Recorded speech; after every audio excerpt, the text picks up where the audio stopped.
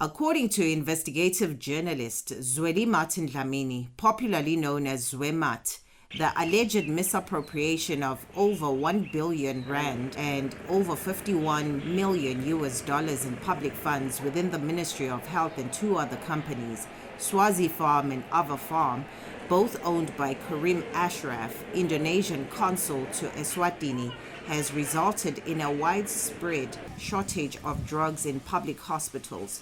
As a result, ordinary citizens like 44-year-old mother, wife and epileptic patient Dudu Dlamini are left without vital medication. I am epileptic and need medication. I didn't find what I was looking for. The nurses told me to pray because there may be a chance that my condition is getting better. I was here even last month and still received the same response. I was told to go to the pharmacy, only to find that even the pharmacists don't have the medication. Dudu travels an hour-long, 53 kilometers, 32.93 miles distance from her rural village in Singweni to the town of Manzini in search of a medicine that could save her life. Her plight and that of many more like her is Zweli Martin Dlamini's biggest motivation. With a team of 5 people, he claims to have uncovered evidence of corruption within the government.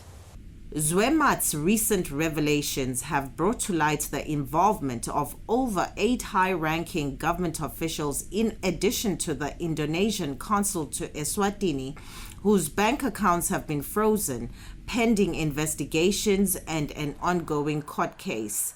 A forensic report singles out fraud, corruption, and conflict of interest as main factors for the continuous drug shortage in Eswatini, depriving patients of vital resources. The state has been taking legal action to bring these cases to trial.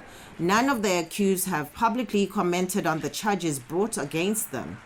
Fortunate Bembe, Deputy Director of Pharmaceutical in the Ministry of Health, is one of the accused, facing allegations of financial impropriety. It is unclear whether she and the co-accused will deny these accusations, and VOA's attempts to interview the accused have been unsuccessful as the case is still pending in court. Zwemat says that covering such crimes has made him a target. Being a journalist, particularly being an investigative journalist, comes with risk and challenges. As you might be aware, it has been widely reported about the Eswatini government, including the king, persecuting me merely for publishing critical articles. But of course, if you're a journalist and decide to stand against those who are powerful, you are likely to face such challenges. Political activist Wandile Dludlu describes Zwemat's work as pivotal in exposing corruption and promoting transparency. In our view, the work that this organization or media entity, as well as the editor, has been phenomenal.